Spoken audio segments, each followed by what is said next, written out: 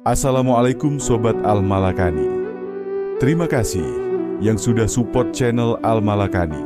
Semoga kalian semua dalam keadaan sehat dan dilancarkan rezekinya, amin. Amin ya robbal alamin.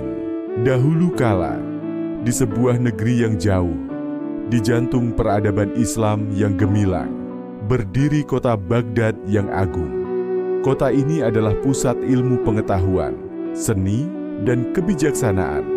Diperintah oleh Raja Harun al-Rasyid, seorang pemimpin yang adil namun juga dikenal dengan selera humornya yang tinggi. Di antara ribuan warganya, ada satu nama yang selalu disebut-sebut dengan senyuman, Abu Nawas. Bukan karena kekayaan atau kekuasaannya, melainkan karena akalnya yang luar biasa tajam dan kemampuannya memecahkan masalah dengan cara yang tak terduga. Abu Nawas, sang pujangga istana, adalah sahabat sekaligus penasihat kepercayaan Raja Harun al-Rasyid. Suatu siang yang terik, Raja Harun al-Rasyid merasa sangat jenuh. Rutinitas kerajaan terasa membosankan, dan ia merindukan hiburan yang cerdas. Pikiran raja pun langsung tertuju pada Abu Nawas. Abu Nawas segera dipanggil menghadap. Dengan senyum misterius, raja berkata, "Abu Nawas, aku punya tugas yang sangat penting untukmu. Aku ingin kau pergi ke kandang ayamku, lalu mengerami telur-telur ini sampai menetas. Jika kau berhasil, hadiah besar menantimu. Jika tidak..." Raja menggantungkan kalimatnya, tersenyum jahil. Abu Nawas mengerti. Ini adalah ujian, sebuah tantangan dari rajanya. Bagaimana mungkin seorang manusia mengerami telur ayam hingga menetas? Namun ia tidak gentar. Dengan akalnya yang cerdik, ia menerima tugas itu dan segera pulang ke rumahnya. Malam itu, Abu Nawas tak bisa tidur. Ia memikirkan cara untuk membalikkan tantangan raja.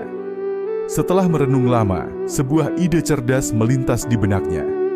Ia tersenyum, merasa yakin. Keesokan paginya, Abu Nawas kembali menghadap raja. Namun bukan dengan anak-anak ayam yang lucu, melainkan dengan seekor ayam jantan yang gagah, berkokok nyaring di tangannya. Seluruh istana gempar. "Abu Nawas," seru raja, "mengapa kau membawa ayam jantan ini? Mana anak-anak ayam yang seharusnya kau erami?" Dengan hormat Abu Nawas menjawab, "Ampun tuanku raja, hamba sudah mengerami telur-telur itu semalaman suntuk dengan sepenuh hati. Namun pagi ini, yang menetas malah ayam jantan ini. Rupanya, telur yang tuanku berikan adalah telur ayam jantan, bukan betina.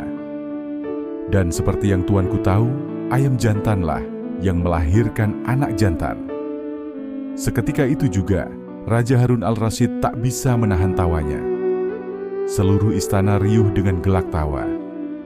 Raja sangat terhibur dengan akal Abu Nawas yang cerdik. "Sungguh luar biasa akalmu, Abu Nawas," kata raja sambil menyerahkan hadiah besar sebagai penghargaan. Kisah-kisah Abu Nawas selalu mengandung pelajaran, tak hanya sekadar hiburan. Ia seringkali menggunakan kecerdikannya untuk mengajarkan nilai-nilai penting. Ada suatu waktu, Abu Nawas ditanya oleh seorang muridnya yang kebingungan, "Guru, mengapa terkadang orang-orang merasa sangat sulit menghadapi masalah?" Abu Nawas tersenyum. Ia mengambil 2 buah batu dari tepi sungai. Satu batu ia lemparkan ke air dan tenggelam. Satu lagi, batu apung, ia letakkan di air dan mengapung. "Lihatlah nak," kata Abu Nawas. "Kedua batu ini sama-sama batu. Namun satu tenggelam, satu lagi mengapung. Apa bedanya?" "Bedanya bukan pada batunya, melainkan pada apa yang ada di dalamnya," lanjut Abu Nawas. "Batu yang tenggelam penuh dengan kepadatan, tanpa ruang kosong. Batu yang mengapung memiliki banyak pori-pori, banyak ruang kosong di dalamnya. Begitu juga dengan kita, nak. Ketika masalah datang, jika hati dan pikiran kita penuh dengan kekhawatiran, ketakutan, dan prasangka, kita akan mudah tenggelam dalam masalah itu. Tapi jika kita memiliki ruang kosong untuk berpikir jernih, untuk mencari solusi, untuk menerima hal baru, maka kita akan bisa mengapung dan menemukan jalan keluar. Abu Nawas tersenyum bijak, menatap ke arah penonton. Pemandangan berubah menjadi ilustrasi berbagai orang yang tersenyum setelah mendapatkan ide atau solusi. Dari kisah-kisah Abu Nawas, kita belajar bahwa kecerdasan bukan hanya tentang pengetahuan, tetapi tentang kreativitas, keberanian, dan kemampuan melihat masalah dari sudut pandang yang berbeda. Ia mengajarkan kita untuk tidak mudah menyerah dan selalu mencari cara, bahkan ketika tantangan terasa mustahil. Abu Nawas, sang cerdik dari Baghdad, akan selalu dikenang sebagai inspirasi bagi kita semua, mengingatkan kita bahwa akal adalah permata paling berharga. Sampai bertemu lagi di kisah selanjutnya. Semoga cerita tadi bisa menghibur kalian semua.